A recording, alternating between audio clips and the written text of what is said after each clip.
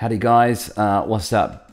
I was speaking to a friend recently, so this is going to have a bit of a dark edge, but it does have a bit of a happy ending and some good rants. So I was talking to a friend of mine recently. I was messaging him on Facebook, and there was a couple of days where I didn't hear from him. I was a little bit worried about him, and he said to me, I've been in a car accident with my family. There was an oncoming car. The driver was on meth or drunk or something, under the influence.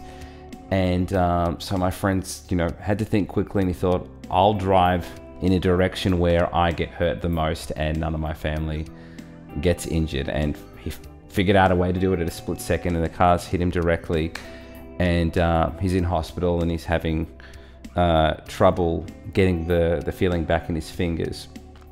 And at this point, I'm sort of talking to him about licks. I didn't know what was wrong with him, or if anything bad had happened at this point.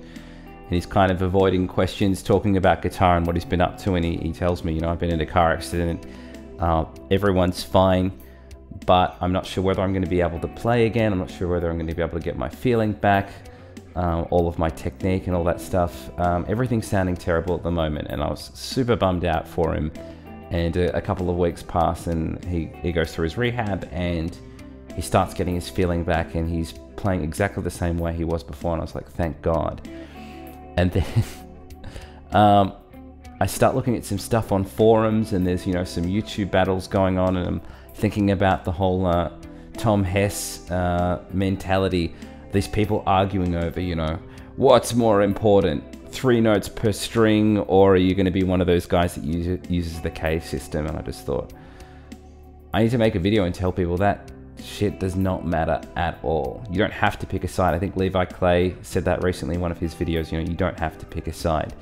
And I used to write for Ultimate Guitar, and people would have these horrendous arguments over whether they're going to use the 3 note per string shape when they write or improvise, or whether they're going to use the CAGED because that's more classical and jazz trained.